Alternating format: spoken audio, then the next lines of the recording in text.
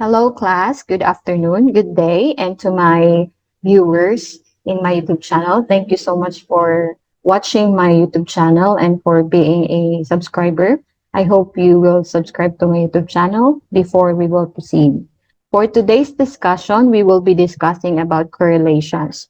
This discussion is commonly requested by my friends and by my students because they also have research that involves correlation and they want to know how to analyze and present it in the results and discussions. So for today's discussion, for this video, I will be discussing a little about correlations, and the second part will be the use of Jamovi application for correlation. Okay. Now, the reference for this discussion is coming from my professor back when I was in my undergrad study, Stat 145 of Ma'am Guarte. So thank you, Ma'am, for this one. I will let you see the handout of um, Ma'am Guarte. This one is the handout of Ma'am Jacqueline Guarte. So thank you, Ma'am, for letting me borrow your output for my discussion to my students. So let's proceed again. So what is correlations? Correlation is a degree of relationship between the variables under consideration and is measured through correlation analysis. So if your objective of your study states about relationship or association between two variables, we can use the correlation analysis. And the measure of correlation is called correlation coefficient or represented by the letter R. So if you will see in the results and discussion of some research, and if you can see a R, it is represented by correlation. So particularly Pearson R correlation, which is the topic of this video. The third one, it is the degree of relationship, is expressed by coefficient which range from correlation -1, it should be greater than -1 or equal to -1, and it should not exceed to +1. So it only means that if the R or the correlation is 1.45 or 1 point something, that is not a correlation because correlation ranges only from -1 up to +1, which means 0 is also part of the degree of relationship. The direction of change is indicated by a sign. So since this is a sign that it could be negative, positive, or there's no direction of the relationship. So it is indicated by a sign. So what does it mean when we say sign? Sign could be negative and it could be positive. It could also be 0. What does it mean when we say negative? It only means that when one variable increases and the other variable decreases, that is for negative correlation. But if it is positively correlated, it only means that one variable increases and also the other variable increases. So the last discussion about correlation is the correlation analysis enable us to have an idea about the degree and direction of the relationship between the two variables under study. So take note that when we use correlation analysis, we will only be dealing with two variables. So example of this is the number of our studies. Does it affect or does it have a relationship to score of the student? So you can use that one. Also, we could also have the number of our studies and the amounts, the number of hours spent to social media. That is two variables that we can study with the use of correlation analysis. But it doesn't mean that when we use the number of hours of studying, we cannot correlate it to the other variables. So anyway, it will be shown to the Jamovi application. I will let you see it. So what is the purpose of correlation? Correlations is commonly used in correlational descriptive design. If your research design is all about correlation, you can use correlations. But correlations is not only restricted to Pearson R correlation. We have a lot of correlation, which will be presented in the next slide. So the first purpose of correlation is to discover whether there is a significant relationship between two variables. So sometimes a variables or two variables have relationship, but the question is, Is it significant? So we can see we can have an indication that they are correlated, or they have a relationship, but that relationship could have should have a p-value of less than 0.05 to see or to conclude that that relationship is significant. The second purpose is to find out the direction of the relationship, whether it is positive. So positive if the sign of the R, or the sign of the correlation, is positive. Negative if the sign of the correlation is negative, and zero if the value of the R is equal to zero. Now, this is part of this one. Range is -1 to +1. So here, we already discussed this one in the class. So assuming that you already know how to compute correlation using the formula for the person product moment correlation. And the last one for the purpose of correlation is to find the strength of the relationship between the two variables. So relationship of two variables could be strong, not strong, and moderate, and could be no relationship at all. So here, we have a lot of types of correlation. This one is taken from my professor's handout of our Stat 145. And commonly, for the non-statistician, they will automatically use the Pearson R correlation because this is common. But they do not know that we need to consider some assumption. And one assumption for that one is we need data, not only the X data, the variable X, but both of them should be interval or ratio. For the measurement of X, it should be interval or ratio. And for the measurement of Y, it should be interval and ratio, so that we can use the Pearson R. However, even though it is not interval or ratio, the X and the Y, some of you will still use the Pearson R. That's commonly the misuse of statistics. If you have a data, if your data does not meet the assumptions, you can use the non-parametric, right? So Spearman, Rowe, and Kendall-Tau could be used as an alternative to Pearson R, especially if your data is ordinal. So we already discussed what is ordinal data in our previous class, so you already know. But in this video, we will only be using the Pearson R. And take note, aside from Spearman-Rowe, Kendall-Tau, and Pearson R correlation, we also have the different scale of measurement.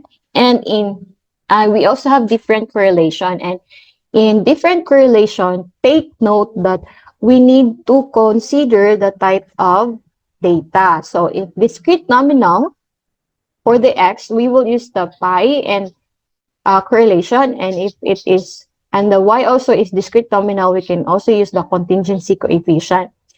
Now, we don't have, for the asterisk, is only undefined correlation coefficient. No appropriate coefficient exists for the combination.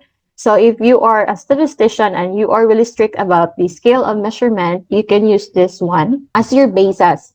But again, commonly for non-statistician, they go directly to Pearson R without taking into account the type of, or the scale of measurement of their data. So this YouTube channel is intended for students who wants to do analysis, but it's hard for them because they don't know some statistical software. And this YouTube channel I'm teaching about Jamovi application because it is easy to use. You can actually download this one in the internet. And the available correlation only are Pearson, Spearman, and Kendall-Tau's B. Now, if you take a look at here, this one is the Spearman, Rowe, and Kendall-Tau is based on ordinal data, both in the measurement of X and the measurement of Y. Then if we have this one, it only means that we are using the non-parametric statistics. Okay, that's commonly used for non-statistician. I am a practicing statistician. I do some consultation, and I found out that for non-statistician, they commonly use the Pearson R, even though their data are in ordinal scale. Here, we will only discuss the correlation that is available in Jamovi, and the correlation that is available in Jamovi is the Pearson, Spearman, and Kendall-Tau B. Now here, we will use the Pearson Pearson R moment correlation, product relation. Now, what is the assumption for the Pearson product moment correlation coefficient, or the Pearson R? The assumption is it should be the both variables are measured in at least an interval scale, interval or ratio. Now, the word here is at least. So the minimum should be interval. If you remember our discussion about the scale of measurement, the bottom is nominal, the second one is ordinal, the third one is interval, and the highest scale of measurement is ratio. Now, you need to take note that it says here, at least interval. So if your data is interval, you can use the Pearson R. If your data is ratio, you can use the Pearson R. But if your data is nominal or ordinal, you cannot use the Pearson R because it is one of the assumptions that both variables should be measured at least an interval scale, interval or ratio. So as a researcher or as a statistician, you should know how to identify a data, or you should know the scale of measurement of the data when it comes to analyzing. Then the second assumption is the underlying distribution of both variables is normal. Now, in here, there are only two assumptions, but there is another assumption, which is linearity. But we because we are using the handout of my stat 145, so we will only be discussing the two assumptions, the first and the second one. It should be the type of data, the scale of measurement should be interval, and then the second one, it should be in normally distributed. This one could be identified just directly looking at the data, but two is you need to run a test, and commonly used and the available test of normality in the Jamovi application is only the Wilk-Shapiro, which we will run later. Okay? Okay, so actually in the Pearson or in correlation, there are a lot of numbers that will be presented, especially if you are a non-statistician, you will get confused because there are a lot of numbers that is presented to you once you run some statistical software. But take note, you only need two output. First one is the value of the R and then the value of the key value. So I will let you see it later when we use the Jamovi application. So here for the range of R, I have your range of R. This is once we do the computation, if you do the manual, you will have to have the equivalent R value. If the R is 0 to negative 0 to zero point 0.3, that is little if any. So it could be positive. So if there is a positive sign, if the sign is positive, that means positive relationship, and it is little if any. So in the discussion, you will use little if any positive relationship. However, if it is negative, you will use little if any negative relationship. And then if the interpretation, if it is positive, it only means that when the variable x increases, the variable y also increases. But if the value of r is negative, so it only means that when a value of variable x increases, the value of variable y also increases. Now that relationship, we need to look at also if that relationship is significant. So you need to look at the value of the p-value. Now if the p-value is less than 0.05, that is significant, regardless of the sign of the value of the r. And if it is the value of the R is less than 0.01, that is highly significant. Now, this one is the rule of thumb as what's Ma'am Guarte presented in the handout. Commonly, nowadays, I've been using the Guilford of 1973. This one. He's using this slight or almost no relationship when the value of the R is equal to 0.0, 0 to 0.19, either positive or negative. So here also, but 0 is no relationship at all. So we have here if the value is a 0.20 to 0.39, either positive or negative, that's low or definitely but small relationship. So if positive, you will have positive relationship. So this is how you will interpret the value of the Pearson R. Okay, that's all for the discussion of the correlation. So we are now in the second part of the video, and this is the time when we are going to use the correlation analysis using the Jamovi application. So make sure that you have three files. You have here your data, which is an Excel file, and you need to have two files of Word file. We have the results and discussion and the statistical output. This is making sure that you will not intervene or you will not interchange the output coming from the Jamovi and for the results and discussion. This is commonly misuse of not really statistics, but misuse of tables. They thought that what we have taken from the statistical software is useful already. Some of the data that we can retrieve from the statistical software is not really that useful. So that's why I advise my students to have two files. The first one is the statistical output, and then this statistical output is used for the appendices for your manuscript, and then the second one is used for your chapter 4 results and discussion. If you have objectives that need a correlation or need a test of correlation, so you need to watch this video. So here we have, for the file of statistical output, it should have the assumption and also the correlation analysis. The assumption, as what we have mentioned, we need to test the normality, and the available test of normality in the Jamovi application is only the Wilks-Shapiro. And we also have here the results and discussion. So I already have created the table. So the table should look like this one.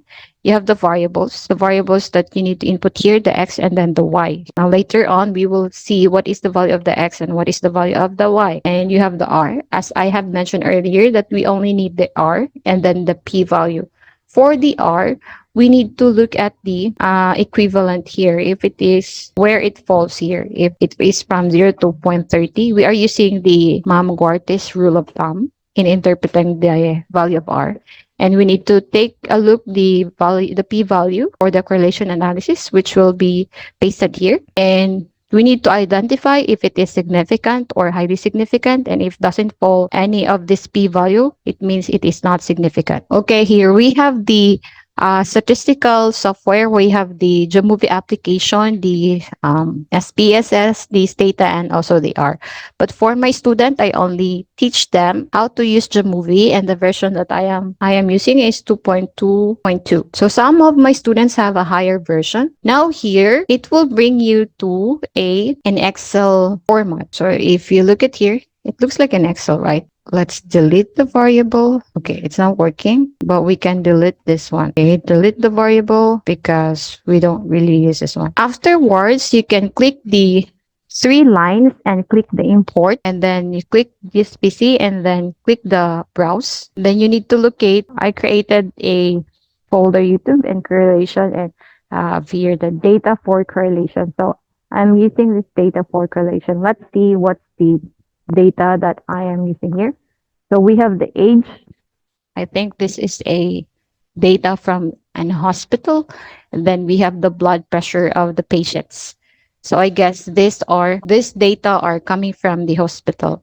And if you look at here, the data says it is nominal. So age is a interval so interval and ratio are continuous data because interval and ratio are merged into one. So we use continuous. We also put this one into continuous. We have discussed what does it mean. The level of measurement. We already discussed what is the level of measurement. In order for your analysis to be safe, you need to save this one. So here. And then you write here correlation analysis. So whenever you go back and you want to analyze the same data, you can just click that one and then analyze again. To take note, before running the correlation, we need to test the assumption. And in testing the assumption, you need to go to exploration and then descriptive. You can see here that it will open up this one. It will look like this one. I forgot what it means. So here we have statistics. And if you will see a normality, which is Shapiro-Wilk. And take note, we need to have our data to be normally distributed, both the X and then the Y. So it's very easy. You just click the age and put it here. And you also click here and put the Y variable to the variable box. And here we have the descriptive. But in correlation, if your objective is only testing the correlation, assume that this has been already done. So we can just take this out and only the test of normality. Okay. So you need to click the N and also the Shapiro Wilk for the test of assumption. Now we have here N for the age. The sample is 9 and also the blood pressure is also 9, which means that we have 9 data. So you copy and paste this one for the assumption. Now take note, for the assumption, we need to have a p-value greater than 0.05 to have a normal data. So let's identify this one. For the here, do we have are this greater than 0.05? Yes, it is greater than. Therefore, the age and also the blood pressure are normal data. So we have normal and also here normal. So both the age and the blood pressure are normal data. As what we have discussed earlier, it should be normally distributed and it should be in ratio or interval. So therefore, it passed the parametric assumption, which are the normality data, and then the type of the scale of the data, which is interval or ratio. Now we can go to the correlation analysis since it passed the assumption. If it does not pass the assumption, for example, if the age is 0.005, so that's not normal because it is less than 0.05. So it only means that we will use the Spearman or the Kendall. You will use that one. Our data, both of the data, the X and Y, is normally distributed, which means that we need to use the Pearson. We can use the Pearson product moment correlation. Okay, now we're done taking the normality of the data. We can now proceed to correlation. Since it passed the assumption, we can use the Pearson product moment correlation. So all you need to do is to highlight all of this and then put it inside the box. So here we have the correlation matrix. We only have the answer here. These are what I have told you. We only need the Pearson R and the p-value. Now, you may use the plug significant correlation. If you cannot identify if it is significant or not, you may click this one, plug significant correlation, and it will give you an asterisk sign, which means it will give you some significance. But then again, 0.095 is not less than 0.05. So therefore, the correlation is not significant. Okay, copy this one. Okay, how do we use this one for the results and discussion? First is you need to copy the value of the variable X. We have the H. And also we have the Y. The Y here is the blood pressure.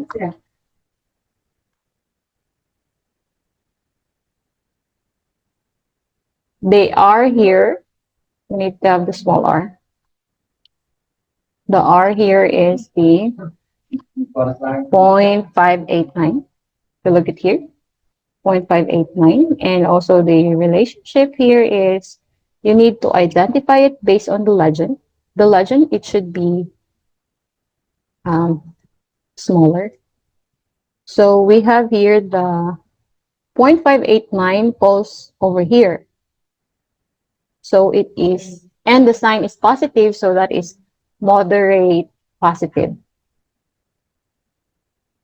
And then the p-value, we need to look at here, that's 0.095. And then not significant. So even though there is a moderate positive relationship, that is not significant in explaining the relationship of one another. So only based on our data, they are moderately positive, but it is not significant. So how do we discuss that one? Okay, so we have here a sample discussion. Since our p-value is 0.095, it is not significant. So when you discuss, you mention how many samples have been analyzed. So we have here N. N is representing by the number of samples we have analyzed, and based on the data gathered, N equal to 9, which means we only have 9. The Pearson correlation coefficient R here is 0.589, indicating a moderate positive relationship between age and blood pressure. We are talking about this one.